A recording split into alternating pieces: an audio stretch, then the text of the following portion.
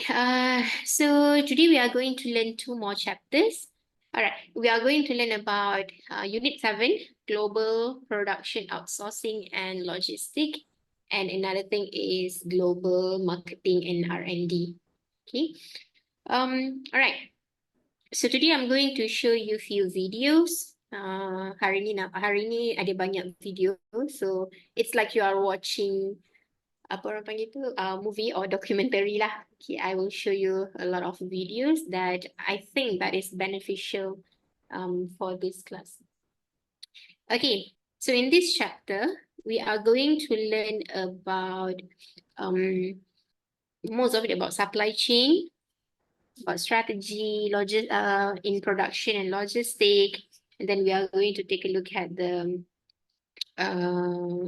location decision, okay, the factors that affecting location decision in involving international business, okay, strategies for locating production facilities, and then we are going to take a look at in terms of outsourcing production, whether to make or buy decision, and then managing a global supply chain. The learning outcome of this chapter, by the end of this unit, you should be able to explain how companies run global production and supply of goods, discuss the reason that a company may consider when identifying a planned location, explain why companies make or buy goods from external suppliers, and discuss the significance of global supply chain system. Okay. So if we take a look at the introduction here, definitely, like I have mentioned in previous classes, international business is being practiced, around the world now. Okay, it has been something that is very common. And then because of the increasing demand for goods, services, companies start to trading with each other and start to involve in, purchase parts from another company in another part of the world and interacting with each other, okay, in a global market.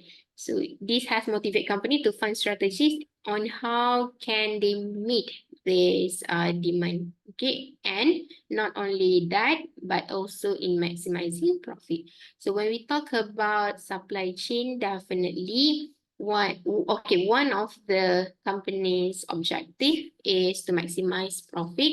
Therefore, it is to minimize costs as much as possible. So when we talk about supply chain, one of it, okay, why we involve in global supply chain is because to minimize costs. Okay, at the same time, the unique requirements of this business can make them choose between internal or external source of raw material and other essential goods for production. In the end, this unit will cover the concept of global supply chain, its components, significant and role of communication in managing procurement and distribution of goods across the international market. Okay, so like I've mentioned to you, when we talk about supply chain, these are the things, or these are the components that relates with global supply chain. Okay, the first one is, for example, choosing a location for production activities, developing long-term strategic roles of global production center, choosing between managing and outsourcing global logistics, determining the role and application of technology, and lastly, developing strategies on how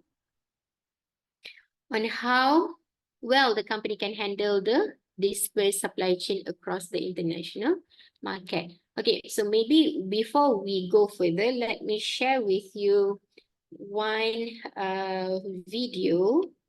Okay, one video about global supply chain. And then when it has been increasing. In the 20th century, international business was a lot more complicated. Phone calls were expensive, shipping was slow, and technology, like the computers and fax machines of the 1980s and 90s, didn't really give as much advantage. You guys can hear the video, right? Yeah, loud and Mhm. clear. Okay. Boleh Mi, boleh. Fast forward 20 years, phone calls and video conferences are virtually free. Shipping is cheap and easy. People are incredibly mobile. Computing and the internet have made the world more connected than ever. This 21st century production revolution is transforming how companies make products and distribute them worldwide. Take the automobile industry. French manufacturer Renault builds its new electric car Zoe in France. Most design and engineering work on the car took place at Renault's Techno Centre near Paris, but some was handled at other sites worldwide. Similarly, many of the Zoe's key components, like the chassis, windscreen, and tires, are manufactured in France. But each car has thousands of components, many of which come from somewhere else: an electric battery from Korea, engine components from Germany, a satellite navigation system from the Netherlands, and the list goes on. It's fair to say that a car rolling off the assembly line is made in France and has created jobs there, but it has also created jobs and value in countries worldwide. Economists call the complex process by which an automaker designs, builds, and sells a car a global value chain. They are seen in almost every sector and are increasingly challenging the way we look at the global economy. But not every country plays the same role or carries the same weight in global value chains. Small, open economies like the Slovak Republic or Belgium rely heavily on foreign imports to make finished goods. In large economies like the United States and Japan, domestic goods make up a much higher percentage of the value chain. The same is true in Australia, Norway, and Russia, because their main exports are natural resources like minerals, oil, and gas. The OECD says countries should be open to trade. If you have to import to export, tariffs and red tape won't help. Lowering barriers to investment will allow countries to better integrate global value chains. Government policy should enable firms, and in particular SMEs, to reach beyond their borders. This means investing in skills, advanced manufacturing, and high-quality infrastructure. Boosting innovation is also key to ensure that workers are ready for the 21st century economy.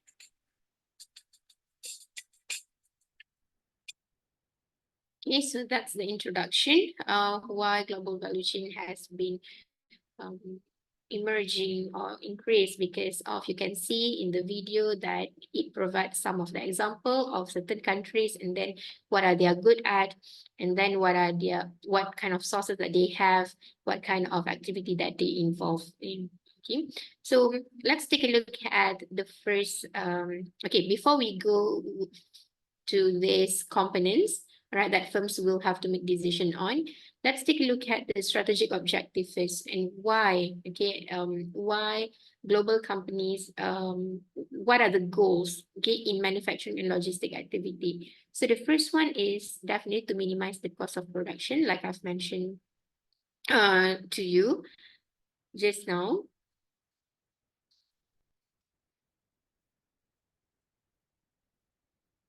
And then the second one is the company can aim at finding or developing production methods that do not use more values while producing competitive product in the market to increase the quality of product.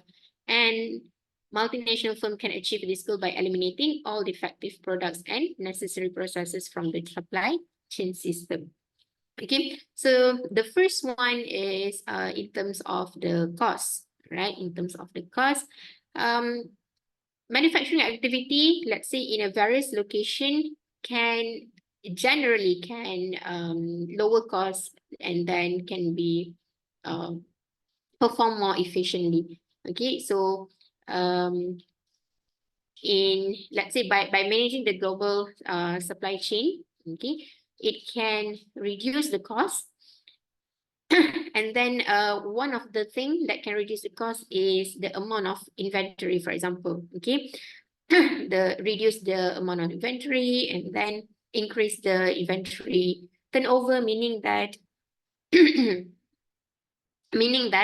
the firm they have to invest in low working in inventory. Okay, and then we will find less likely to find excess inventory in business. If you have a lot of inventory you store, and then it definitely will cost you more. Okay, so it is less likely to find any excessive inventory on hand that maybe that cannot be sold. Okay, because yeah, one of the reasons why we stock up inventories because the products cannot be sold. Next is two, to aiming or at finding or developing production methods that use more values while producing competitive product in the market. Okay, so the meaning that to improve the quality. Okay, to improve the quality and then to reduce the cost can be in three ways. Okay, the first one is when we increase productivity, so meaning that time is not wasted in manufacturing a poor quality products. Okay, and then when when we have good productivity, so we don't have too much time wasting on that can lead ataupun to direct the reduction of the unit cost, and then lower what we call as scrap cost. Okay, when we enhance our productivity, meaning that we have less scrap product and so on, so it can lowers the rework and then the scrap cost lah. Okay, and then one of the productivity advantages is to lower warranty costs. All right, let's say if we have heard a lot of cases where we have heard a few cases globally and also locally where companies they ask back products because there are defects. For example, there are defects, and then they notify that this is not working, especially cars, right? We have heard a lot of cases where they call back. Okay, they call back some of the batch of production batch because they found out that maybe, like I've mentioned to you just now, involve defects or it's not working or there are some errors with it. Okay, and in terms of food as well, we have it those cases. So let's say if we have productivity, we can lower this kind of cost, warranty ataupun callback ataupun rework and so on. Okay. Institute quality control system here is the company does not waste on time producing slow moving goods, okay, on the market, meaning that this is related to the inventory turnover. We wanted let's say for slow moving items, for example, like furnitures, okay, it's not that frequently purchased and so on. Okay, the system developed in lowering the rework. This is what I meant just now. Okay, lowering the rework and scrap costs and the cost of that firm in terms of product warranties. Okay. The common tools used in quality management and production and logistic process. So most companies across the global, they use the Six Sigma approach for program improvement. The primary focus is to eliminate waste, to increase productivity, to reduce defects, and cut unnecessary costs across all functional units of the business. All right.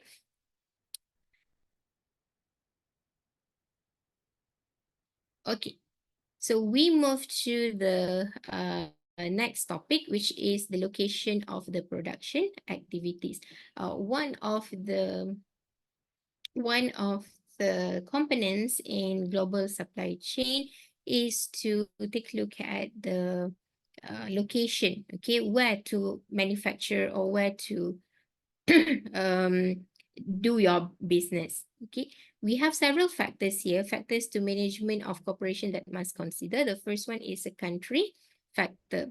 Okay, so why country factors is one of the factors to be considered, because one of the thing is the differences in political economy and then the culture that can influence the everything. Okay, the benefit, the consumer behavior, cost, risk of doing business in a particular country. So according to referring, if you want to refer in terms of the political risk, economy, factors and so on, I seen that in your Coursera. You should have learned that. Okay, we have a lot of reading materials, and then video in term of for political and also economic factors, okay, in different countries. So yeah, that is one of the thing, country factors, the political, the economy, the culture as well. Okay, so a business, they should locate their business in they have to consider, okay, their business, their manufacturing activities, for example, in according to the conditions of economic, political, and also culture. That is one. And then after that, in terms of the cost, right? Because some countries, okay, so certain countries, they have a comparative advantage of producing a certain products, okay, or maybe not just product,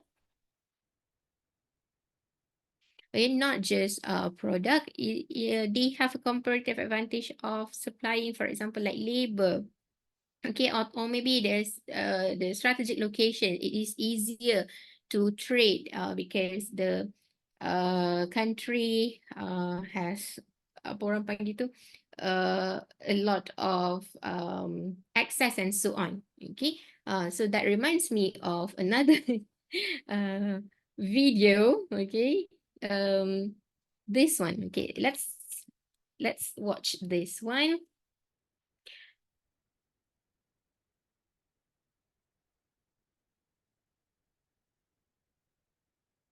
But this one is quite long, huh? What knocks people out is the risk of ruin. But we don't realize pain is a great teacher. In the early 80s, These trucks stretching to the horizon are only a fraction of the 5.5 million that entered Laredo, Texas in 2022. It's one sign of a broader shift in the global economy, as hundreds of companies around the world move their manufacturing from China to here in Mexico. And as a border town, that makes Laredo the hub at the center of a trend that's changing global markets.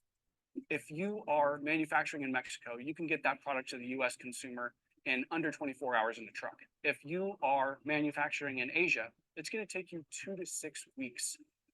Amid an explosion of trade between Mexico and the rest of North America, here's a look at why Laredo is primed to become one of the world's most important land ports, and its role in transforming global supply chains.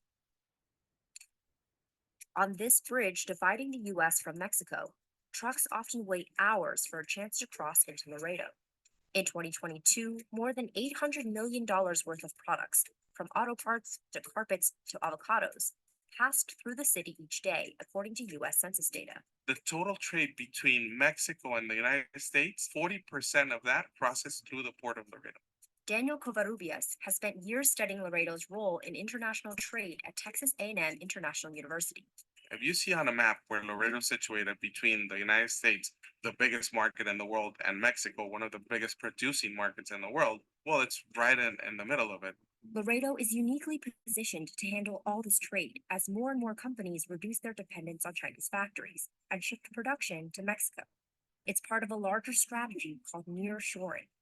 And went from a trend of globalization to regionalization. Economists and executives say soaring shipping rates, a trade war between China and the US, and geopolitical uncertainty caused by Russia's invasion of Ukraine helped fuel the nearshoring trend. Plus, Mexico's free trade deals mean companies that make their products in Mexico can ship them to the rest of North America duty-free.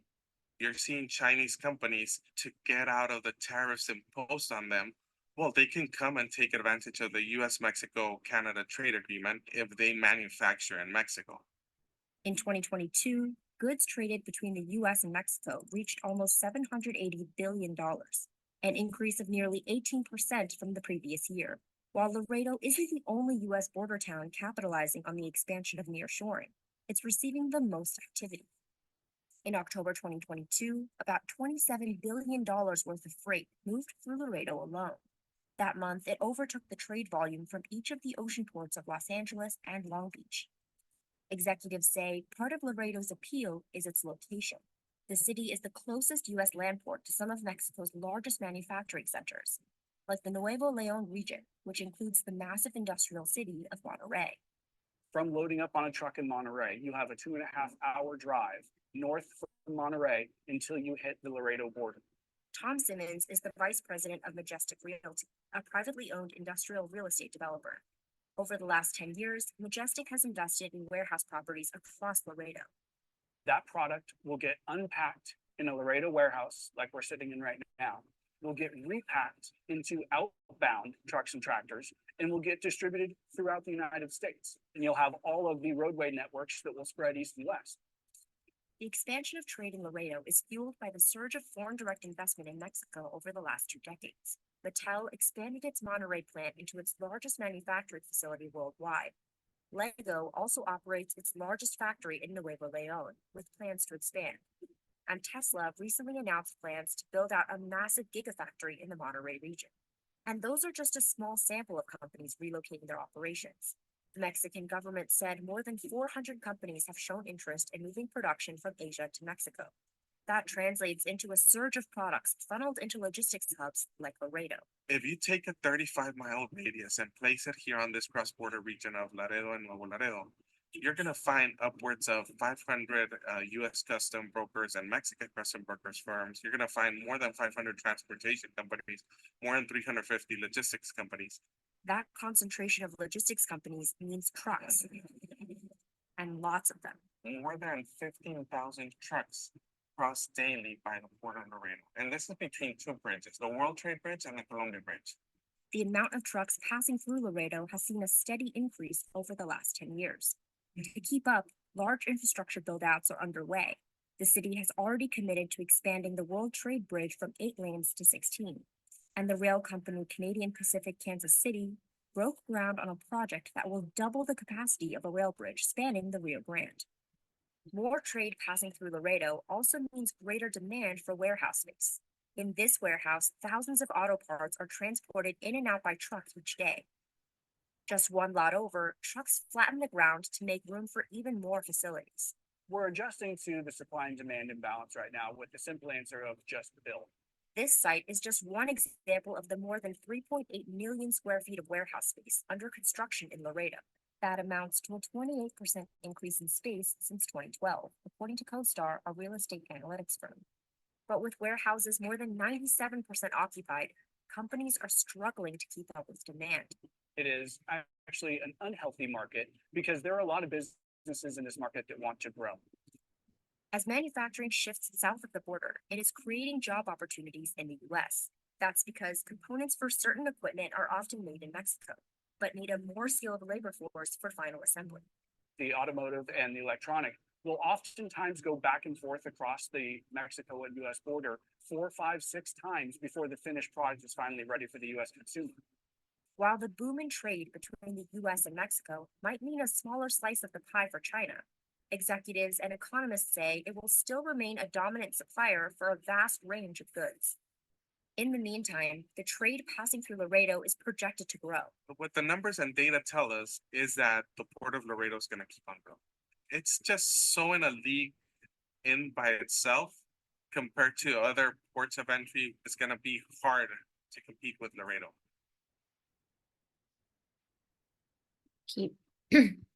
So that is one of the example in terms of the location. You can see the shift from the Asia to the Mexico, and then you can see how many trucks coming in and then going out, and then they're increasing patterns, right, of trucks movement. Next is in terms of technological factors. In terms of technological factors, I think in the video as well, it mentioned something about we need more skilled workers to know or to operate, to involve in manufacturing, to find, to use more technology. Okay, So we have three characteristics of manufacturing technology, okay, in terms of the fixed cost and then minimum efficient scale and also flexibility of technology, okay, cost, minimum efficient scale of technology, and also the flexibility of the manufacturing technology, okay, and then this is all aims at reducing the installation times of the sophisticated equipment. Therefore, it can increase the utilization of the facility and improving quality controls of all stages of production. Okay. Next is product factor. Okay, a company can choose a concentrated production option when factors such as fixed costs are substantial. So in this case, the minimum efficient scale of production of goods and service should be high. Companies must also have flexible manufacturing technologies to ensure that they can adjust to the market environment. However, a firm may not opt for a concentration production strategy when both the minimum efficient scale of production and fixed costs are low. At the same time, this is not applicable in cases where there are no flexible manufacturing technology. Okay. So when we talk about technology, okay, technology is to reconcile the two goals. For example, like the incompatible low cost and also product customization. Right. So if we have technology, so we can make various product in terms of, let's say, in terms of the complexity of the product, customization, and so on. One of the example, let's say for flexible manufacturing technology is Toyota. Okay, so Toyota, they have a flexible manufacturing system that developed by one of their engineers, and what they do is long production. Okay, long production, they run massive inventory, and then they had to be stored in very large warehouse. So this was very expensive, right? And then because of the cost of warehousing and because of the inventory, they this is unproductive because of the high cost. And then they also have product diversity. Okay, they have product diversity. Therefore, if let's say mass production system, maybe it's not will accommodate the consumer preference. Okay, because we are talking about customization just now, right? So in terms of product diversity, they need to have product diversity. Okay, let's say if, for example, like clothing and things that are food, so it's okay, we can do the mass production system because does not really involve customization. Okay, for items that have customization, so mass production system might not be able to accommodate all this consumer preference. Okay, product factors affecting the location decision. Some of the factors to consider when making choice of locating manufacturing plants. Okay, the one of the factor is the product values to weight ratio. The company can decide to produce goods from one business location when there is a high value to weight ratio. Okay, and then the universal needs that the products serve. Some factors on global markets, such as need for local responsiveness, may force the company to set up production plan in concentrated location. Okay, for example, to fulfill the demands, the needs that the product serve in that particular location. The main reason in this case is unfavorable factors in some host country where the companies has established its operation. Okay, so let me share with you, this is not related to apa orang panggil supply chain, but this is related to how choosing location actually met with customer preferences. Okay, so this video explain about the failure of one brand because of the location. Okay, mainly this video is talking about location, culture, your and so travel? on. Don't forget your passport and data for your phone. Buy and activate your Holofly eSIM and travel without worries. Hello to the Starbucks has coffee shops all over the world. There are more than 28,000 locations in 76 markets, from Shanghai to Guantanamo Bay. And in China, a new Starbucks location opens up every 15 hours. But there is one continent that seems uninterested in the hype over the Seattle-based coffee chain. And that continent is Australia. It's proven to be one of the toughest markets in the world to break into. So tough, in fact, that Starbucks closed more than 2/3 of its stores on the continent back in 2008. So what went so wrong with Starbucks in Australia? To answer that, let's go back to July of 2000, when Starbucks opened its first Australian shop in Sydney. From there, it expanded fast. By 2008, Starbucks had 87 stores across the continent. I think one of the problems with Starbucks, and it's true for a lot of businesses that have been successful in one country, is that they thought that their business model could just roll out to a different environment and there was no need for them to adjust. But that was the problem. They tried to grow the empire too fast. Starbucks rapidly opened up multiple locations instead of slowly integrating them into the Australian market. When they launched too rapidly and didn't give the Australian consumer an opportunity to really develop an appetite for the Starbucks brand. They also moved into regional areas, into outer suburbs of major cities. And so for the Australian consumer, it was almost like it was too available for them. And so there wasn't this point of difference, this want, this need for Starbucks, and it wasn't an organic growth, which is what we very much saw in the US. In its first 7 years in Australia, Starbucks accumulated $105 million in losses. By 2007, Starbucks Australia was hanging on by a thread, taking big loans from the US, totaling up to $54 million. And in 2008, Starbucks announced it was shutting down 61 stores. But of course, 2008 was a difficult time for businesses due to the financial crisis. Along with the Australia closures, Starbucks also closed 600 underperforming American stores. But even still, such a retreat in Australia was embarrassing for the brand. When you're shutting down 75 stores, for the Australian consumer, when they did leave the market, or at least a large number of their stores were shut down, they didn't really care. It's partly because Australians are spoiled for choice when it comes to coffee. Australia's coffee market is one of the biggest in the world. The industry is expected to hit more than $6 billion in total revenue in 2018. They've been immersed in nuances of cafe culture since the mid-1900s, when Italian and Greek immigrants began traveling to the country.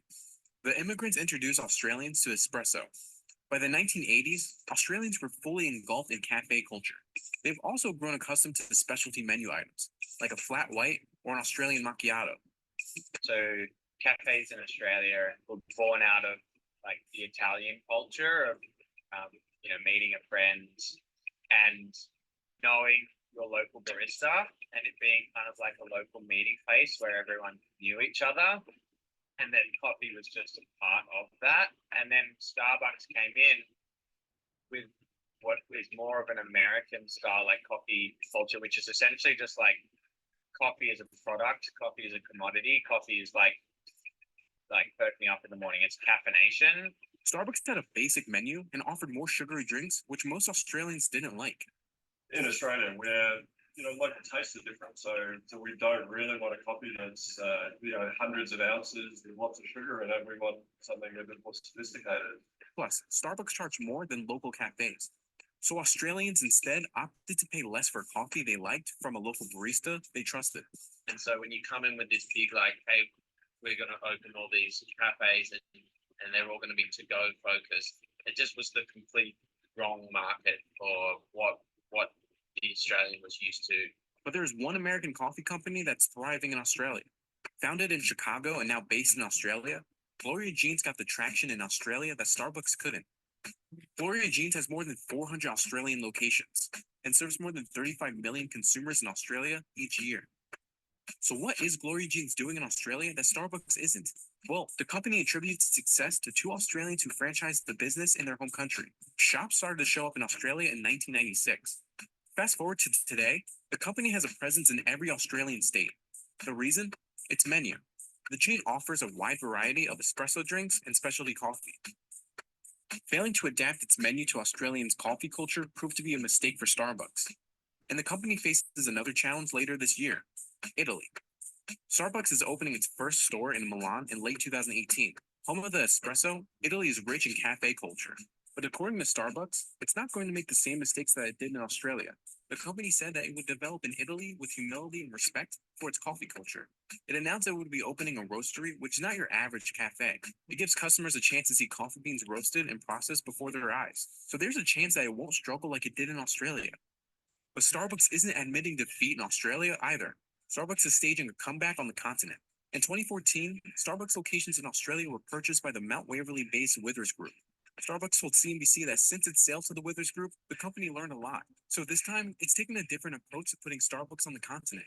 So if you just think about Australia as a big tourism destination, there's a lot of US and Chinese tourists. Starbucks have been very successful in China, and it makes a lot of sense for them to build out because there are people looking for something that's familiar to them. Now with 39 locations in Brisbane, Melbourne, the Gold Coast, and Sydney areas, this time it's not looking to appeal to Australians. But instead, the coffee giant hopes to be a familiar face for tourists visiting popular vacation destinations in Australia.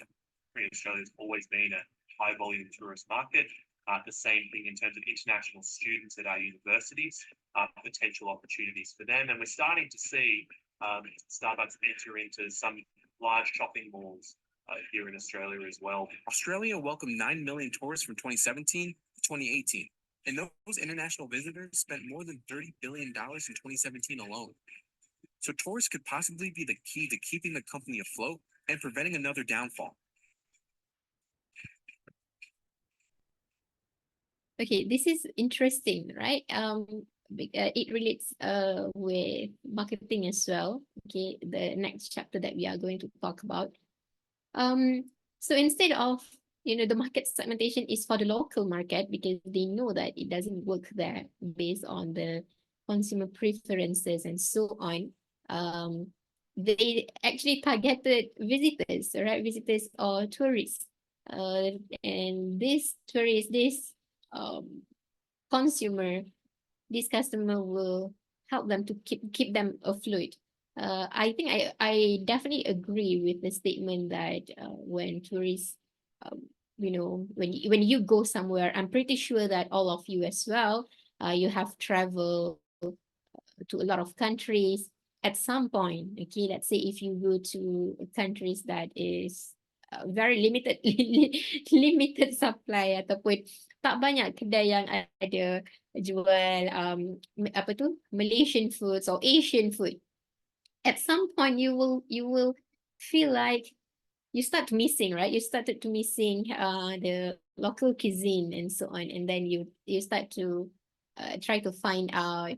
Okay, I don't know lah. Okay, are you agree with me? Do you agree with me?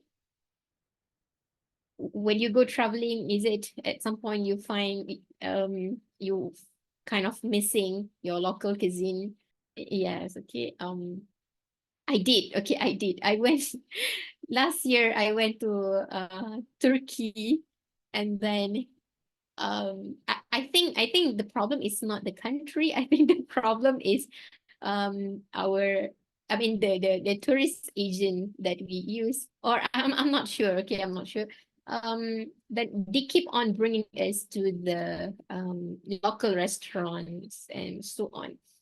So 2 weeks there, at some point I feel like where can I get Malaysian food, and then the moment I saw Starbucks over there, so I was like, oh, at least something that is familiar. The kind of like feeling, even though that Starbucks is not our brand, but they kind of like home, feels like home.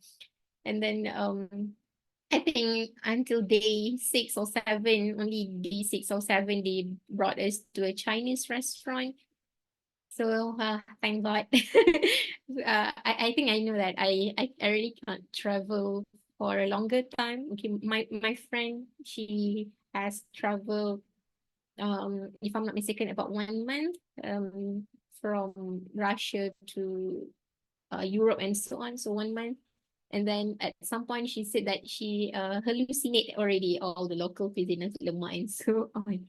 Okay, so that kind of thing. The audience ataupun the target audience for the business is not catered for local, because they know that it's a field thing over there. They can't develop to the Australian taste, but it's sort of like for tourists. Okay, when they go and they see something familiar, and then uh, apa orang panggil tu, and interesting as well. Okay, I wanted to know your thoughts in Malaysia nowadays. Okay, because we can see that aside of boycotting, okay, Starbucks are, I'm not saying that they are failing over here, but it is a struggle for them over here over the boycott activities. But we can see that a shift, right, in consumer preference. So can someone share the thoughts? For example, if you are a coffee lover, or you are someone who visited cafes, you have a strong passion about coffee. Maybe you can share with us what do you think about it. Okay, while you are thinking, let me share my thoughts. Okay, so I think that there is a shift where consumer in Malaysia nowadays they find out that Starbucks finally someone realized, or we realized that the price, okay, the price is quite high, even though that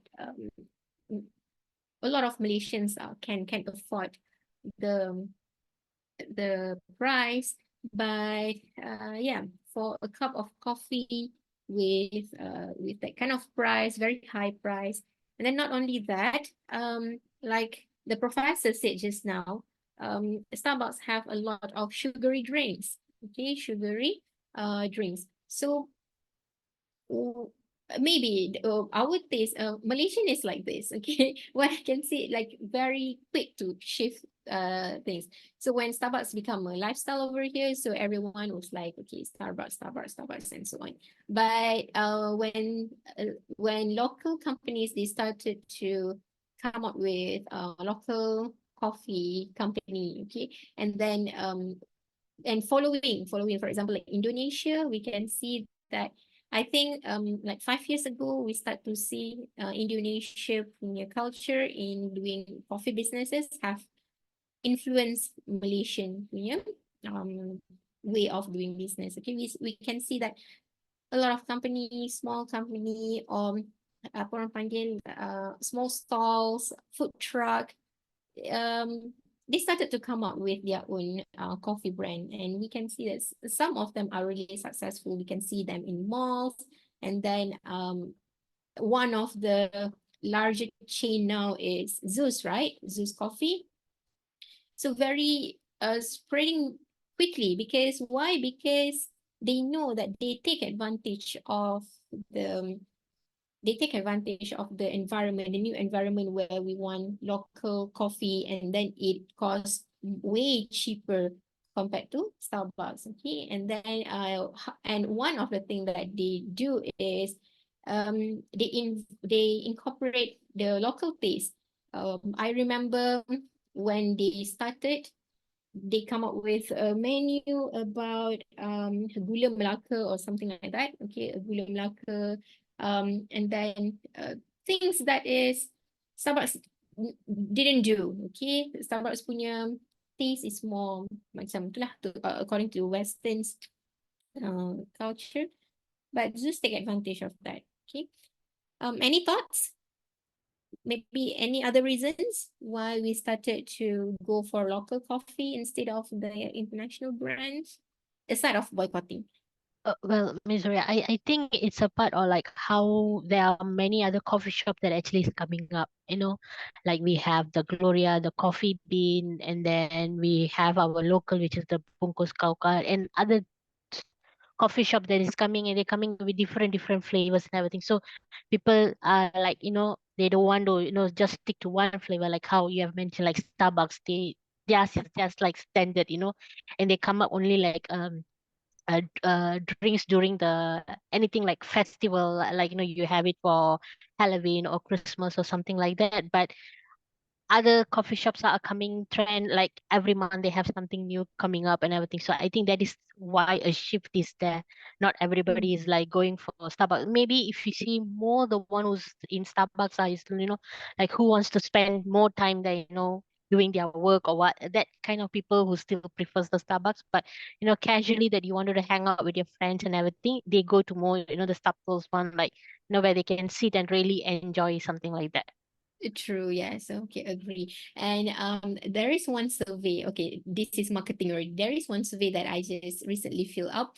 Like there is a bunch of individuals. Okay, they said that they wanted to open up a new cafe, and then they asked customer about apa orang panggil, the preference lah. Okay, what do they like to see in the cafe? They wanted to open up a book cafe. So it's very good. Okay, it's very good that they do this research first, and then they wanted to know customer preferences before they open up, and then they wanted to see how they can actually provide something that is unique. So one of my response, okay, in the survey, I mentioned something about places for people actually to stay, to hang out with friends, and then apa tu, a place for them to do their work, because let's say that is one of the Starbucks punya panggil business operation. Okay, their operation is providing a place where people can hang out, buat kerja lama-lama dekat situ by providing free Wi-Fi when you purchase a drink and so on. So, and most of the local store here, because our local coffee shop, it's not that huge compared to Starbucks. Okay, Starbucks, they have, kalau kat kedai pun, they have like a standalone business, right? So huge, very huge. So I do suggest, okay, to this business, make it like an environment for people to hang out, and then definitely put a lot of power plugs, because we wanted to find a place to do our job, right? And nowadays we have a lot of freelancers everywhere where they do their work not at home, not at the office. Okay, WFA, work from anywhere. Okay, so that is one of my suggestion, and I can see that it's a trend as well. Okay, for people not only just to drink coffee, but to have the environment where people can stay in the coffee for longer time to hang out and so on. Okay, let's go back to this. Okay, let's finish this because we have another topic. Okay. Strategies for locating production facilities. So for companies, they can adopt different approach when setting up manufacture plant in different parts of the world. So there are two common strategies. These common strategy include centralizing all the production functions in one optimal location. And another thing is companies can choose to production plants in different locations in global market to move closer to final consumer. Okay. Relocating companies, right? Investors and managers of multinational corporation can decide to relocate their production plants from one point to another, depends on different reason. So in this case, there are two broad factors. The first one is high direct factors, okay, and then the second one is indirect and soft factors. So let's take a look at one by one. Under the hard direct factors, okay, so these include all the factors that have a direct impact on the business. For example, the infrastructure, the supply chain infrastructure. Okay, the management of MNCs should understand the value of producing goods and service close to consumer. So in this case, the producer can maximize profit by reducing the cost. It is all go back to the first objective just now, right? To reduce the cost of transporting the finished good to the market, and then having an efficient supply chain system make it easier for organization to help in sourcing raw materials and supplying transporting finished good. So one of my student, they are from Libya. Okay, they share with me about the supply chain infrastructure. Like they tell me that their country is very famous, okay, as a hub ataupun if it's not a hub, it's as a it's a country that supply things, and then another company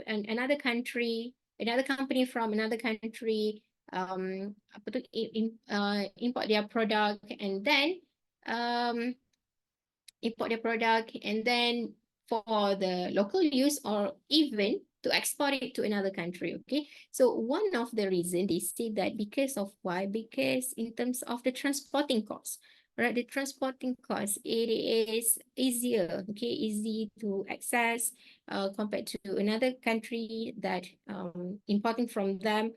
Okay, so Libya have transportation access easier, right, to export ataupun to move the product to another country. So that is one example.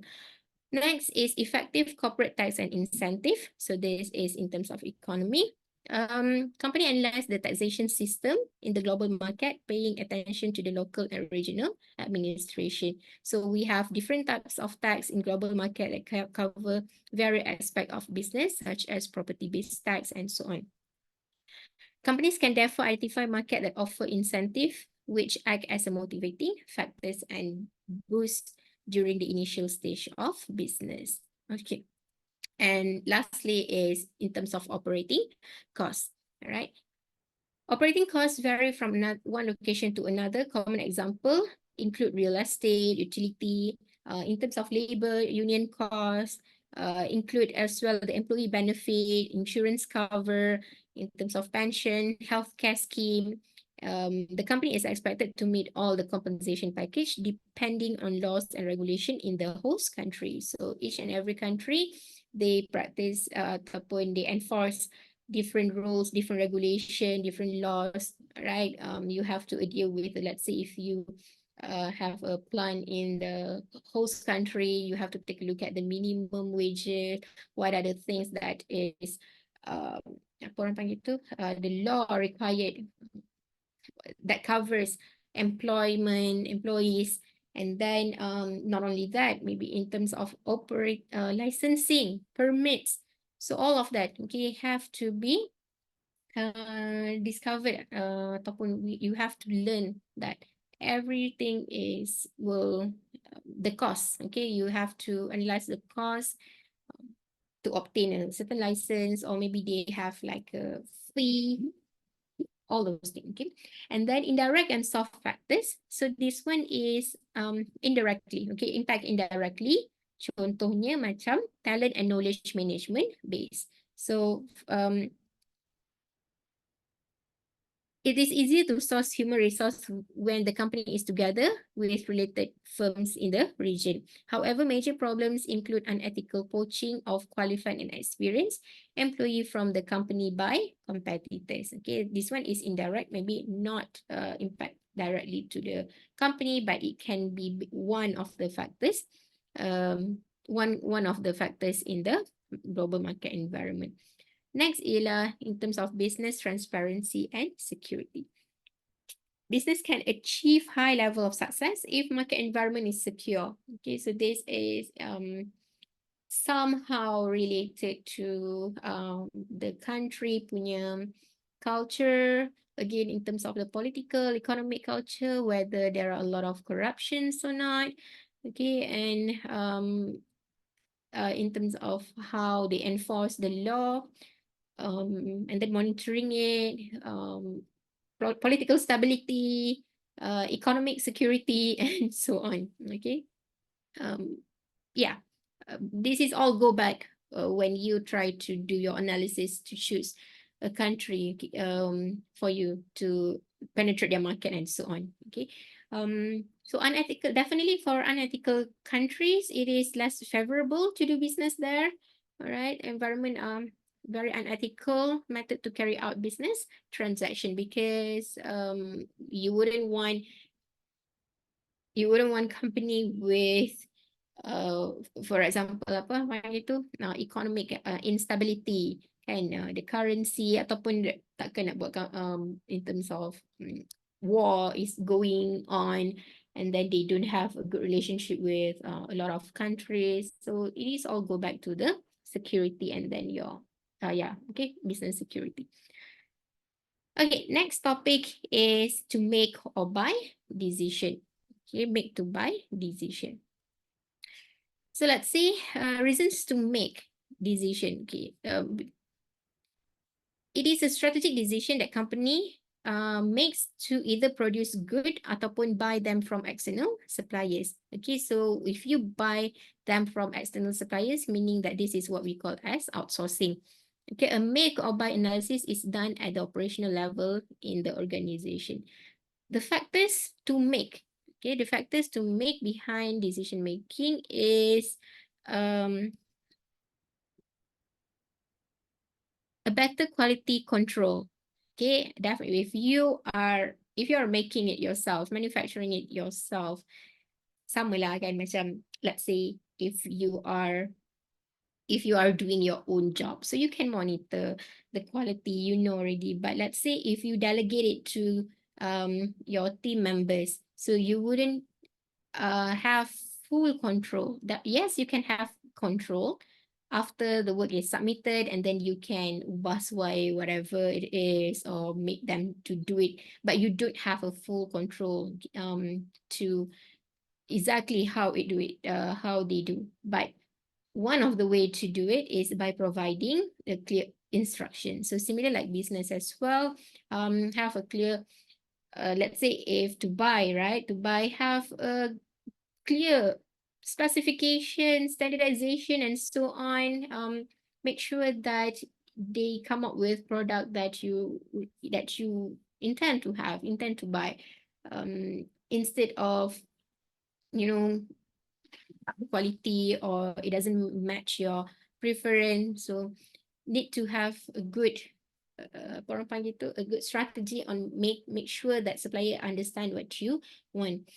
Cost consideration. Okay, cost consideration, company choose to produce internally, wish to minimize the cost incurred by the company from sourcing the goods from other companies. All right, but let's say if you have capability to do so, capacity to do so, and then you have all the materials, you have the comparative advantage. But if you don't have it, so maybe in terms of the cost consideration, it's better for you to buy. Okay, let's say if it's costs you more to manufacture it yourself. In terms of waste management, okay, waste management, if your company produce goods internally, it will be in a position to make the number of good required,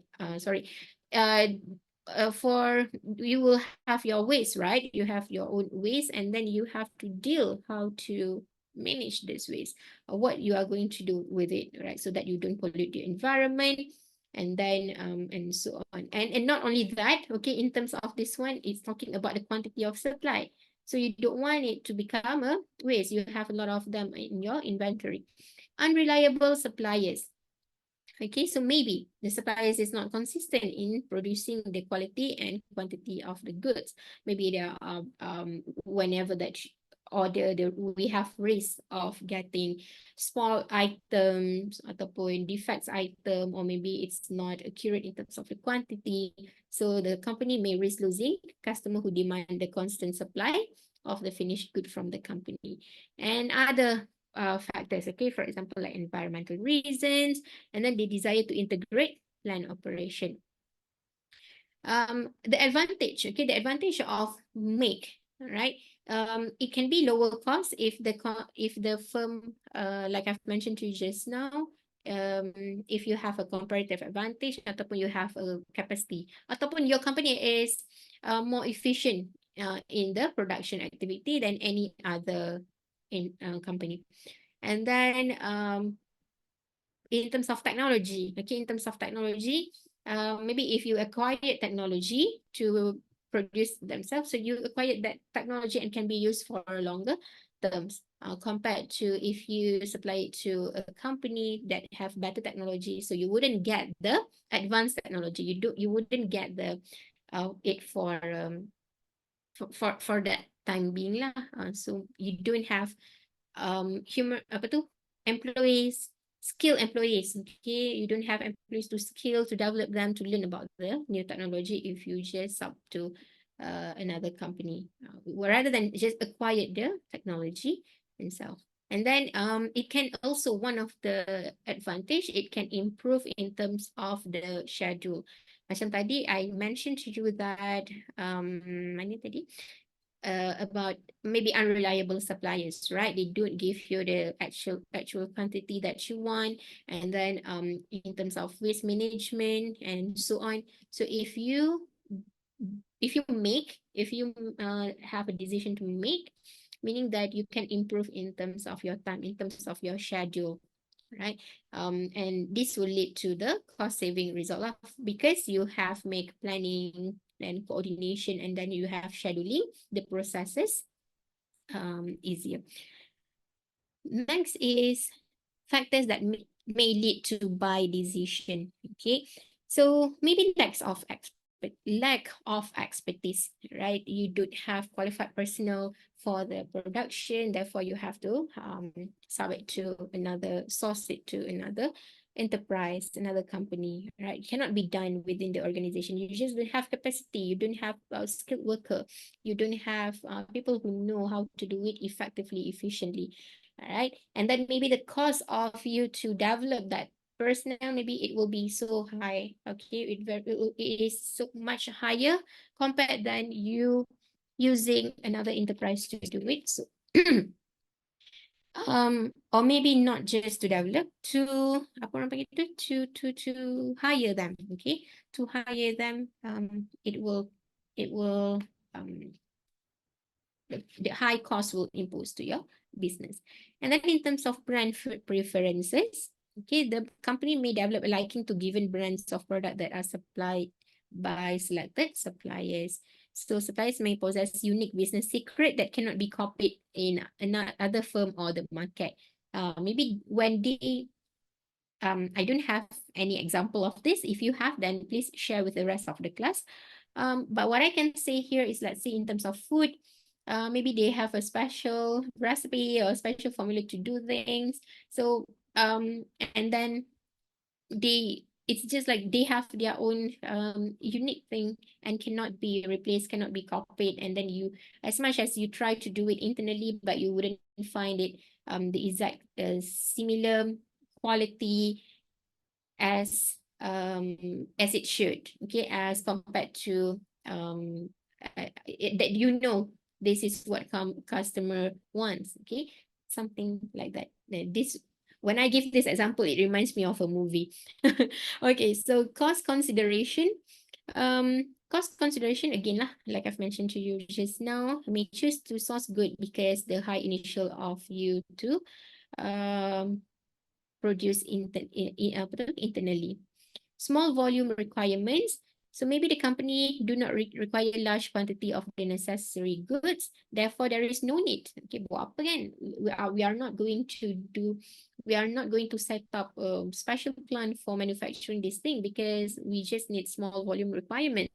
And then when we calculate, the cost is much better when we source this, okay, outsourcing this, because of the very small volume requires, rather than having it internally.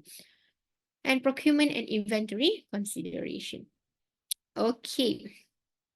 And then the advantage, for buy, okay, it can provide ataupun it can contribute to what we call as like a flexibility. So you can maintain the flexibility. You can switch orders between suppliers, right? And let's say if any situation happens, so you have a cost to switch between suppliers. And then in terms of exchange rate, you can take advantage of the exchange rates, and then in terms of the, let's say, trade barriers, if it's not attractive in this one supplier or one country, then you can move to another. So flexible. And then like I've mentioned just now, in terms of cost. And lastly is based on the outsourcing some manufacturing to independent suppliers may help to firm capture more orders from that country. Okay, it can lead to more orders from that country, the host country. Okay. So So managing a global supply chain. Okay, type of activity. Patutnya benda ni dekat atas kan? Okay, so this is supposed to be on top, right? When we talk about global supply chain, we talk about the procurement, the demand management, inventory management, warehousing and material handling, the production, planning and control, order management, and so on. Okay, so this is just like an operation management that you will learn or you have learned, right? It's just that making it as a global, and then there are a lot of other factors that you need to think about before you involve in this supply chain. Okay. And lastly is what are the importance of supply chain in global business? It can improve the customer service, right? It can improve the customer service to get the right combination of goods. This good delivered to the right destination within the desired time, like what we have seen in the video just now. Let's say if you have the location in Asia, it will take about maybe a few working business day to get to the customer. But if you choose location that is more convenient, it can reach the customer within the 24 hours, right? Improving customer service in terms of that, in that sense. Reducing operational costs and improving the financial performance of the organization. Okay. All right, so we have covered the first chapter of this class.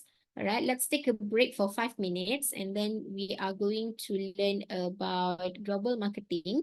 It's just that at the end of this topic, I will we have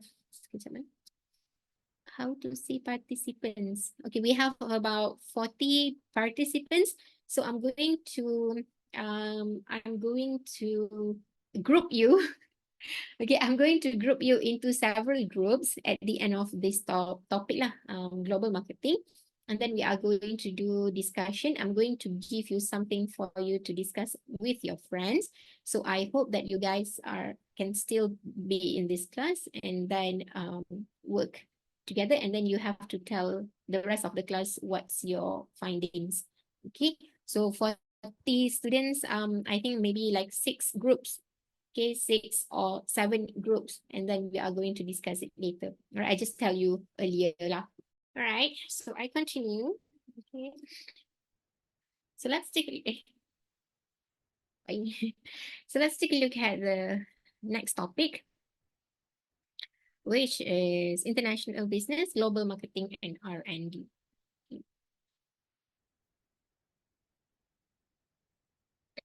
All right, so in this topic, we are going to cover the globalization of market and brand. So what marketers should consider in globalization brands, and then market segmentation, the benefits of market segmentation, the types of it, the basic 4 Ps, product, distribution or place, promotion and pricing. And then lastly, we are going to learn about R&D, marketing and production. So the strategy, the architecture, the processes, development, benefit of research and development, and also challenge. Okay. However, I'm not going to cover everything here because that's what we are going to do later. So I'm just going to talk about like 15 minutes, and then I'm going to divide you in several groups. So okay, let me see. If you are here, okay, so if everyone here, can you please send a reaction in the chat box here? So I just wanted to know that you are here, so, because I wanted to divide you after this, right? So if you can send like any reaction or any signals that you are still here in the chat box over there. So I'm just want to see who's still here. Okay, I can see Nadia. All right, thank you. I have about 40 participants, excluding the SKC admin and me. All right. Oh, maybe you can send a reaction how you feel now. Okay, based on emoji. How do you feel today, Sunday, 12:46, and have to come to class? Okay, that's great. Right. Me too. Right. Trust me. All the things that you felt, I felt that too. Okay, all combined. Okay, cool. All right. So I can see that some of you are listening. Thank you so much. Yeah, I know. Okay, some of you are struggling to finish your thesis and then you have to submit it on the 1st of February, right? Yeah, I have several students as well, and then really to help them, right, to move forward quickly. Okay, so let's finish this quickly. Okay, I need 15 minutes to talk, and then I will give you 15 minutes to discuss, and then within 15 minutes, I mean after that 15 minutes for you to present to your friends, and then we can conclude the class today. All right. So by end of this unit, you should be able to explain the concept of globalization in marketing and branding, and then methods in use in segmenting the market, concept of marketing mix, and the value of research and development in marketing and production. So when we talk about international marketing ataupun global marketing, it is actually focused on the strategy ataupun activity that forms all the part of sama je, macam domestic marketing. Right, enterprise engaged in international marketing is just that you are doing it globally, where you try to, instead of understanding the local customer taste and so on, so you adopt it in globally in the host country, right? And then you have to adhere to the marketing activities that is appropriate in the country, right? So there are several characteristics that is unique in terms of when it comes to international marketing. So when business they cross the national borders of a given country, it become complex, right? It become quite complex, and then this complexity will result in problems, challenges, and then some of the management challenge for you to adapt with the legal, political, cultural, and also demographic dimensions in the country. Right. All of this activity will add more complexity to this activity, right? And then one of the factor that contributes to the complexity is the cultural dynamic of the global market. Okay, this is all go back to the cultural dynamic over again. So the environmental and cultural dynamic of market in a different country can only be understood by doing research. By doing research and development, you need to learn how the audience live their life, what are their traditions, what they do in their leisure time, how they interact with each other, social interaction, and then what are their faith, belief, religion, and so on. Right. So in other words, I can say that the international marketers, they have to become, let's say if you are working, if you are working for a company and then you are a marketing person in a host country, then you have to become a native in their country. You have to become them. You have to not become them. I mean, you have to master everything about them. And then one of the reason, I'm not sure for those who have entered my class before this, I might say this to you as well. When I finished my bachelor degree, so I joined this one company, and then during the interview they asked me about I didn't notice at first, but they are asking me strange questions. For example, like what I do in my leisure time, my hobby, instead of asking me about my skills and so on. They like to know more about me and my preferences, right? What type of movie I watch, what type of blah, blah, blah, blah, blah. Okay. So I find it like quite strange. And then, and I assume that time, very young, right? 22 years old, 23 years old. So, and then I just assume that, oh, maybe they are not interested and then they just want to kill time. But actually, okay, after I got hired, okay, and surprisingly, I got hired with the position as marketing lah. Okay, and then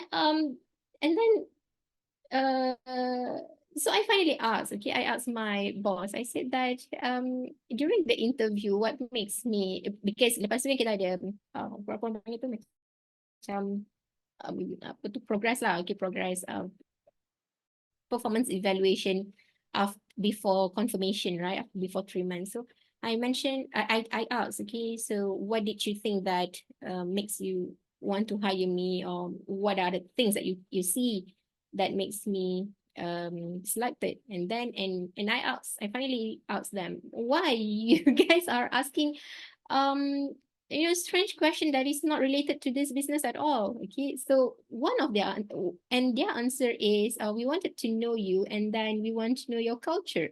Even though that this is a Malaysian-based company, this is we are located in Malaysia, and all of the team are Malaysian. But one thing that is different is I'm a Malay. Okay, I'm a Malay girl, and my team is consists of Chinese, Indians, and international apa tu expatriates lah.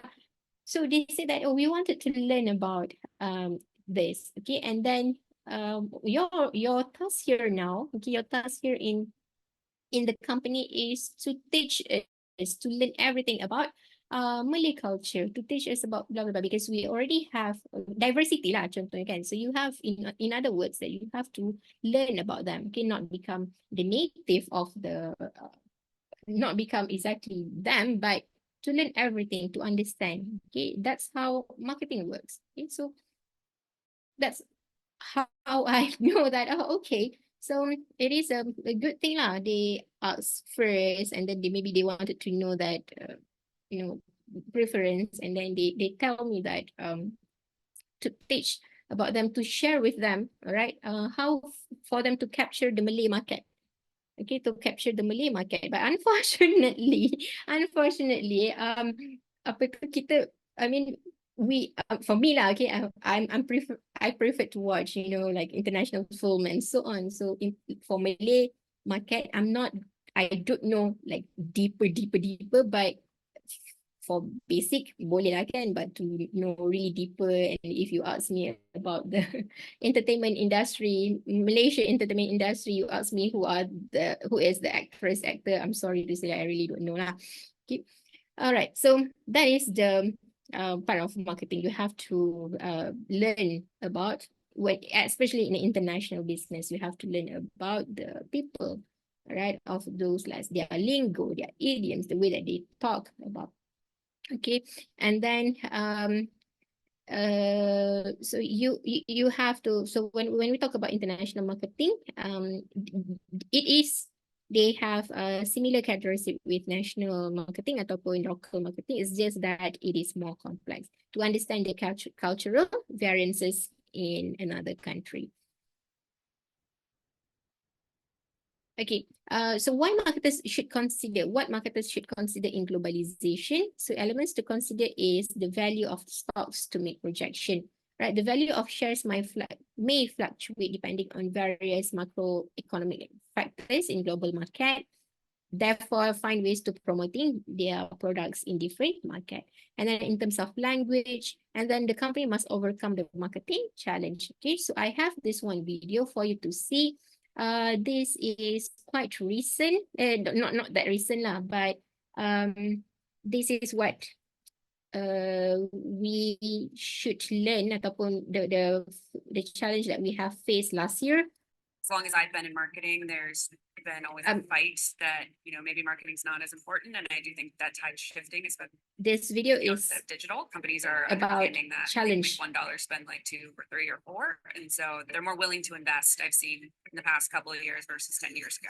In 2023, the hardest situation that all marketers are facing is identifying the right audience and then meeting them when they're open to receiving your brand messaging. So really finding who those people are is something we know, but where they are and when they're open to engaging with us and making that meaningful impression is what we're really after. How to find new audiences while keeping the consent and losing a lot of that third-party data. Really get crisp on your objectives and your key performance indicators, really sticking to what your objectives are, what the goals are numerically, and checking in on those goals quarterly to make sure you're on track for what you want to deliver by the end of the year. There's so many data points available to find out about our audiences and what they like and their consuming and purchasing behaviors. So just tailoring like marketing directly towards that as much as possible is the way forward. Be more strategic about your approach. And before you actually spend your money, do research and development. The idea of weathering the storm and doubling down on a loyal audience, listening to them where they are, making sure that your, campaigns, your meaning behind everything you're putting out is aligning to where consumers' wallets are. My prediction is that we're going to expand, like as an industry, expand more innovatively into measurement of like mass channels. I think like with the CTV and digital eco space as a whole, I think a lot more companies are going to be shifting a lot more budget towards that. Where we're kind of placing our bets is connected TV and streaming TV. So I think that's going to be a good way for brands to get that top of funnel awareness and then connect it to the rest of their marketing initiatives. I think that demand will actually continue to rise, even though there's all these signs of a recession. I don't think demand is going to slow down. Regardless of whatever year it is, things will always be uncertain. So just keep pushing and keep driving. And if we do go through economic downturn, it means there's less competition. People are taking their foot off the gas, so just go harder. I think it's going to get crowded. The need to stand out is more prevalent than ever. People are going to continue to narrow down where they spend their time and spend more time in those places. So rather than being a brand that is everywhere for everyone, I no longer feel like that is really what a brand should be attracting, but finding a home and building a community in that one or singular or several, deeper places rather than just being like the first to try it all. Okay, so that's some of the challenge, current challenge 2023 and forward.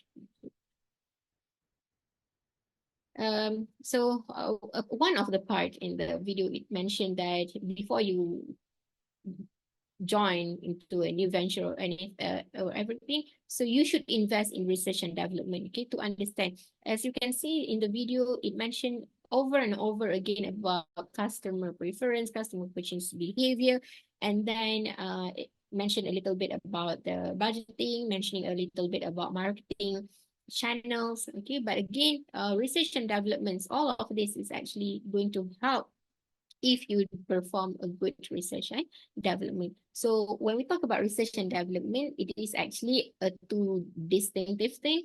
Research is for something that can be in terms of long term, something that when we do research means that it can be at a point we wanted to implement it in the longer term. We are trying to predict it, we are trying to oversee it. And development is actually based from the things that we have from the existing problem. Okay, we have an existing problem, we have an existing issue, so we try to develop it. We want to recreate it, we have to come up with a solution that solve the problem at earlier. While research is something that is maybe there are a lot of uncertainty, there are a lot of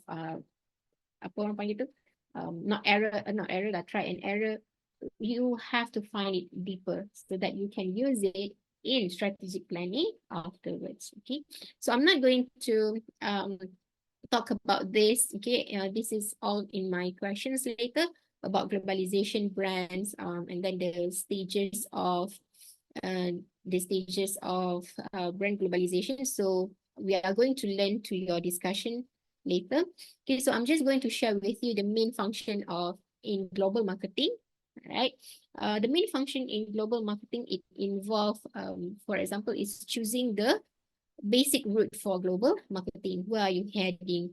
And then in terms of market selection and product selection, what are the products that is favorable in the global market? What are the what kind of product, what kind of market that you want to involve in? Right, and then the selection of the distribution channel. This is what we have learned just now. It's a part of marketing. That's why if you notice earlier when I talked about distribution and supply chain, I touched a little bit about marketing. Okay, because in marketing we have 4 P's, right? So place, distribution is one of it. So selection of the distribution channels, how to make it easier for you, how it make easier for the product and the apa tu, to reach the end user. And then developing the pricing strategy. So now when you go to, macam saya cakap tadi kan, it is similar with domestic market ataupun domestic marketing to develop pricing strategy. Now that you go to international, you go to another country, not only you have to compete with the other international company, but you have to compete with the local company as well. So, and it is known ataupun in general, right? In general, local product will be much cheaper compared to the imported items ataupun within the international brand. So how you are going to compete with that in terms of pricing strategy. And then international marketing communication, okay, the way that your message is catered to local people, the sensitivity, the appropriate of the message, the where do you want to place your advertisement, right? To increase brand awareness and so on, to communicate about your brand. And then let's say in this in this environment where businesses, we have an awareness of eco-friendly product. So how are you going to tell your customer that you are one of the company that take environment seriously? How you want to tell your customer that your product is eco-friendly product, it saves the environment?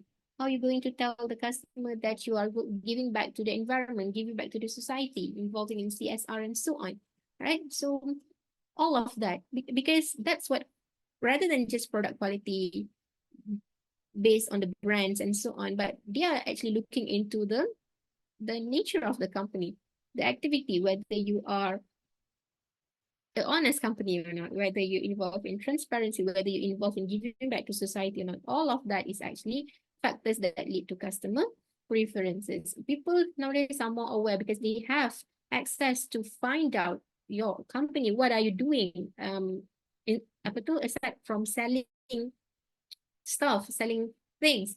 So what do you do? How do you treat your employee, for example?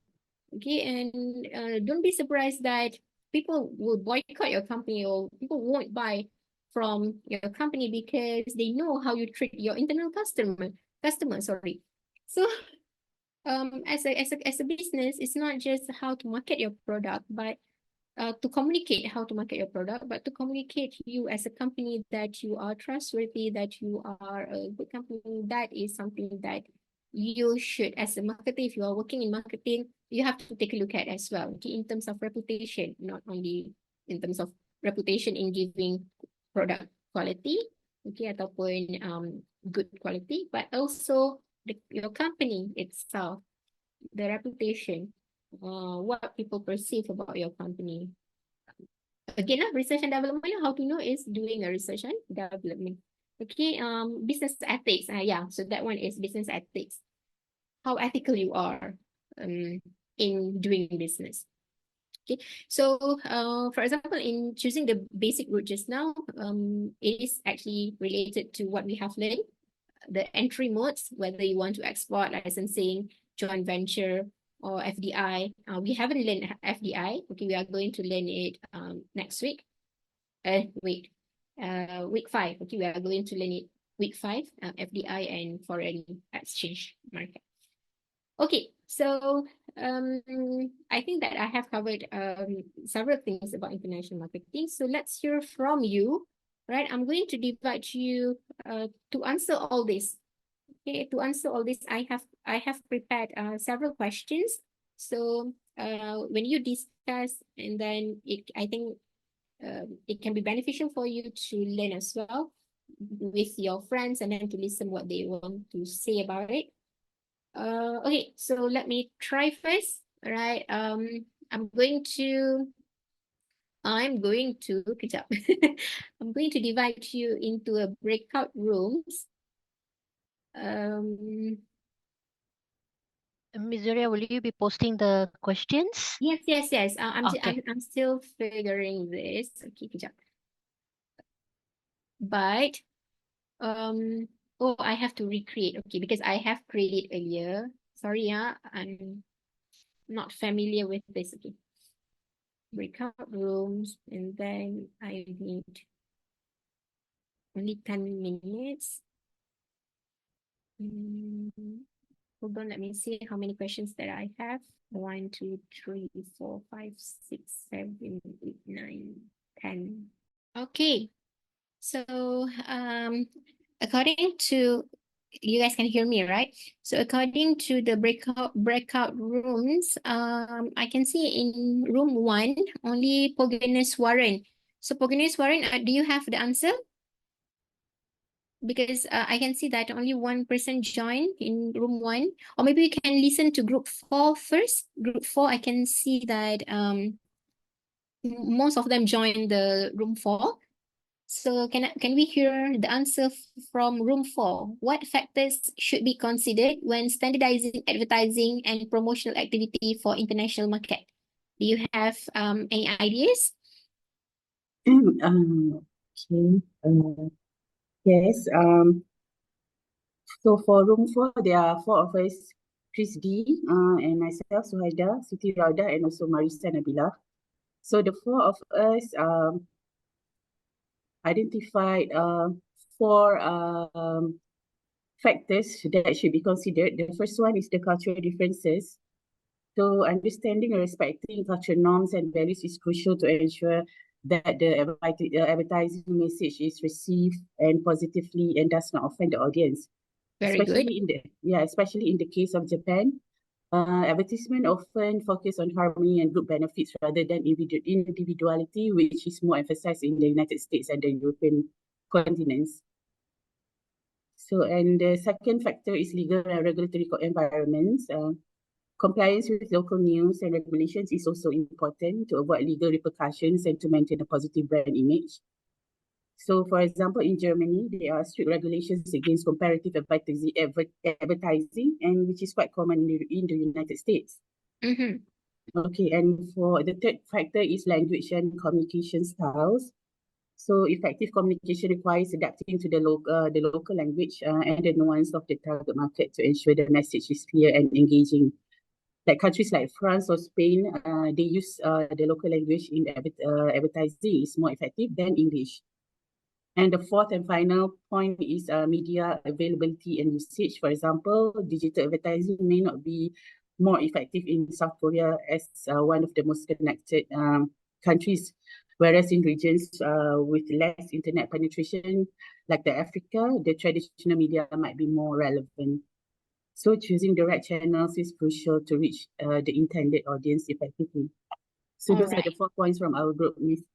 Thank you. Thank you so much for participating. Exactly. Okay. So for example, like language, cultural nuances, customs, and also legal regulation, and also media, selections of media. Okay, good. Maybe you can go to room 5 because I can see that they are discussing how can market expansion be achieved through global marketing strategy. Room 5, what are your ideas? What are your thoughts on this question? Okay, so me and my team, which is myself, Susan, and Christina, was in the room discussing on the back of it. So we came up with few points, but the main points that we like to, advise is, doing adoption on the market. So an example that we came up with on the back of it is McDonald's, where, when they go to a different country, they adapt to some of the menus, which is to the local taste. For an example, in India, where the beef consumption is very low, so they don't have many meats in the menu, but they option for a more vegetarian one, like having a potato burger or something like that. They are more to vegetarian options in the McD's. And another one more thing that we also have concluded with a short time of period and everything, right? In doing a market research, where do you really think a potential where when they do their brands there, they try to do the market expansion there, it will be, just strike up and bring up the revenue of that. Because we can set up the stores in many company, but if you don't have the revenue to generate it, you will be, failing on your expansion, right? So market research is really important for us to find out if we are going to put up a store there, will we, gain profit on the back of it? Can we sustain on the back of it as well or not? So consumer behavior, culture different, because certain countries, they might be consuming that example, like how you have showed earlier, right? Like the Starbucks, they were not able to adapt. They were not doing the research how the Australian like the coffee through and through, right? But there are other companies who actually done the research and they actually adapted to the local this one, right? So market research is really important on the back of it. Okay, thank you for your thoughts, for your ideas. That's very good. Okay, so how can market expansion is through adapting product and service to the local market, and then maybe can have a marketing campaigns that is catered towards the consumer. Okay, understanding what they like, what kind of things, what kind of marketing that really works with them. Okay, different countries, they have a different one. All right, good job. Maybe we can go to room 6. Okay, room 6. How can localization strategy enhance global marketing efforts? Yeah, in our room set, we got Adila and Isa and myself in the room to discuss this topic. So I think first point is regarding the marketing. So actually we come out the idea like can be adjusting content and product to fit the preference of different region. So making it more appealing and relatable to local audience. So and then a business can also tailor their marketing element to suit the interest and need of their target market, in the localized area.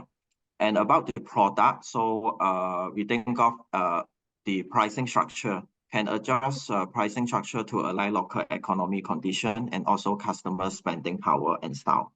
Yeah. So talk about the cultural, that will be translate the product information marketing material into local language and deliver a clear and accurate message and information to customer. Yes, all right. In terms of language, maybe you can translate it to make it more clearer and so on. Okay, right. Good job. And Thank you. another point is the compliance and regulations. So to ensure the marketing follow local law and regulation, include advertisement standard, privacy policy, and product labeling requirements. All right. Okay. Okay. And another thing is how localization strategies enhance. Maybe one of it is you can hire local people, native people to educate you more about the how it is actually to learn more about the preference of the local market. Okay. Thank you so much. All right. For the rest of the group, I'm not sure. Room 1, no. For room 2, I'm not sure. Room 2. Are you able to discuss your answer, room 2? Yes, Miss. Okay, cool. I forgot your question already. Okay, so for room 2? So the room 2, the question is what is cultural segmentation and how can it impact on the marketing strategies? All right, okay. What's your question? So we look on what are the cultural segmentation. So basically, cultural segmentation is encompass the set of belief, moral values, tradition, language, and law. So and so on. So in a community or the nation of the country.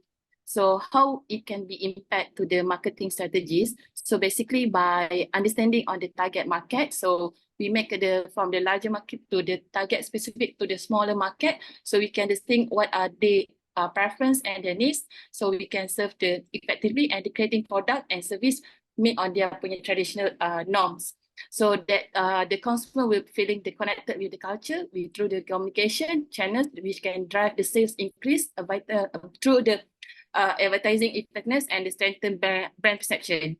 So basically, we can create the competitive advantage and loyal customer based the demonstrating of the cultural segmentation. Yes, okay. Thank you so much. Right. So by considering this, you can address all the unique preference and the need of consumer in different regions, in different countries, and therefore it can lead to more effective communication. Okay, so for room 6, I believe Hidayah, you are in, room 7. The reason why I didn't give you a question because there was 2 of you, and I can see that both of you are not joining the group, the room. Maybe you joined after I left kot. Okay, so sorry, it's okay. We just listened to the question. So for room 3, what is the role of non-verbal communication? Room 3, do you able to discuss about this? The role of non-verbal communication? Hi, Miss. Yes. Yeah, so I don't know, but it was a bit quiet, so I'm a bit confused how to actually work on this stuff. So, but I can identify. I managed to identify two points. Mm-hmm. The first one is to actually the question was. The question was, what is the role of nonverbal communication in cross-cultural marketing? Mm-hmm. So I managed to identify 2 points. The first one would be that we can actually become aware of the cultural sensitivity when we are about to do the our marketing strategies. So it really helps in conveying our emotions or attitudes or our intentions to better understand and connect with people from different cultural backgrounds. So it actually transcends the language barriers, and also the second point would be that we can actually tune our marketing strategies, for example, in terms of the advertisement, Mm-hmm. and in terms of the media marketing, for example. Some of the cultures, of course, for every cultures we have like a specific symbols or colors or other representations that we will use. So it carries diverse meanings, and that is why we, for example, for Chinese New Year, maybe we use a lot of red colors to portray and to attract specific target populations or our um, intended intended populations. Yeah. Okay, So that's very good. that are the 2 points. Yeah. All right, thank you so much, Sharifah. Okay, yeah, that's good. Okay, because when we talk about non-verbal, it's not just about body language. It involves symbols, we involve colors, we involve everything. Okay, so involve the way that we convey the message, the written one as well. Okay, it's imperative for us to know this, because why? To avoid, one of it is to avoid misunderstandings. Okay, and then the reason why we do marketing is because we want it to capture the attention, capture the awareness, and it may lead to the purchase. But let's say if we do marketing activity that is involved and misunderstandings, so that the message are interpreted wrongly. So basically it's like defeat the whole purpose of getting sales after the marketing campaign. So we have to be very careful of the cultures. That includes not just verbal, it includes non-verbal communication as well. All right, is there any group that I didn't call? I think I dialed 2, 3, Yes, 4. I think group one, Ms. Surya, Ah, international advertisement contribute to brand recognition. so did you manage to discuss just now? Yes, Oh, it was myself and Punyan was in the call. okay. So it's two of us. So we managed. The question was, how can international advertising contribute to brand recognition? So we came up with 2 points. Number one is through partnership and sponsorship. So through by sponsoring international events, one brand can amplify its brand visibility, getting or reaching new audiences, and also strengthening their brand recognition. Example of this is Coca-Cola. Coca-Cola was one of the biggest sponsor for FIFA, and they have been sponsoring FIFA since 1978. Aligned with that, another example, how a brand could amplify or increase his recognition through partnership and sponsorship is also a Daniel secret. So Daniel was actually started to sponsor FIFA in 1822 in Spain. So through these these two companies, they really managed to amplify their recognition through their FIFA sponsorship. And number two is global brand campaigns. Example like Apple, they do campaign on international level, especially when they do device launching. They try to release all the devices at the same day or in the periodic of 1 week. So in such manner, they can actually they can actually manage to, pull up more audiences for themselves. They can create the hype through the global branding campaigns. So there's two, partnership and sponsorship. Second is global branding campaigns. All right, thank you so much. That's a very good example. That's a very good point. Okay, is there any group? Any more questions?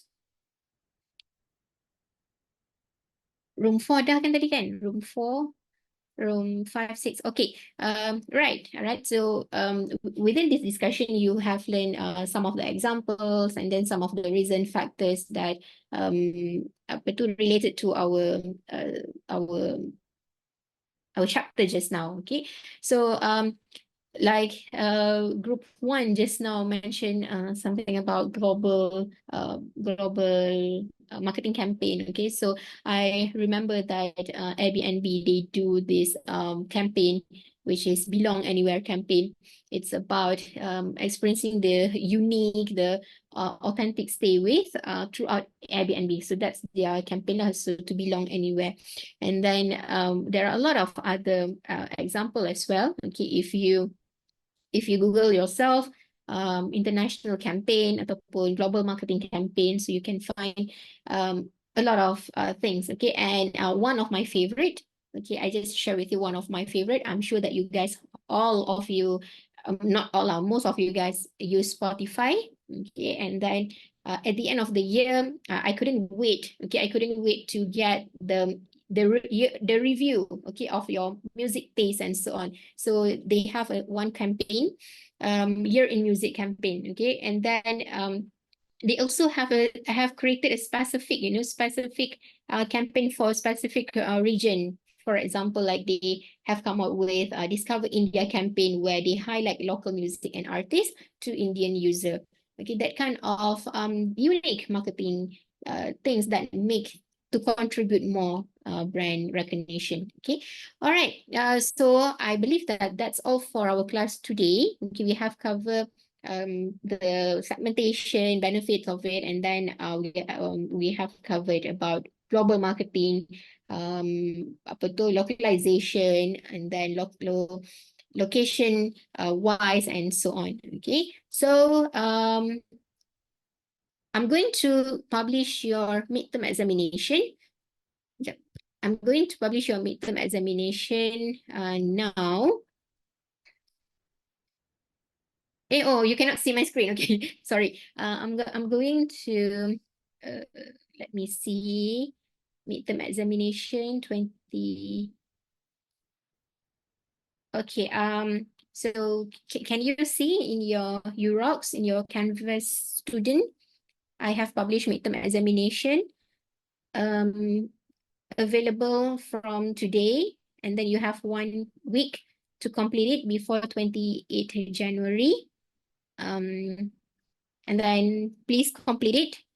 All right, and then I'm going to publish your mark as earlier as I can. All right, so that's all for the class today. Thank you so much for the participation that for today. And then okay, so that's all from me. Thank you so much. Have a nice weekend. Miss, Yes. I can see the midterm examination that is an access code required to start. Access code required to start. Okay, hold on. How? Okay, hold on. External tool access code. ABC 123. Let me just take it out. Okay, it's setting. Okay, what about now? Now okay, Ms. Zoria. No need access. Okay, all right. Thank you. Miss, I have a question. May I know when will be the final assessment? I know it's a bit too early, but I just want to double confirm the final assessment. Final assessment will start on, sekejap, I buka calendar, on the 11th of February until 18th of February. Meaning it's after Chinese New Year, right? Yes, second day of Chinese New Year. Lepas tu, I tak tahu, kita patutnya ada kelas. Okay, we should have class on the 11. day. Oh. But according to if I susun the jadual, we should finish everything by 4th of February. So I'm not sure whether we should replace it on the 11 or 11 tu you guys can do your final exam terus lah. Okay, we haven't discussed about the day, the class. Okay. Ah. Thank you, Miss. Midterm only 2 hours. Midterm exam only for 2 hours. I dah disable the 2 hours. Now shouldn't be 2 hours. Yeah, I can see there's no time limit. All right. So if there is nothing else, then thank you so much. Have a nice weekend. Bye bye.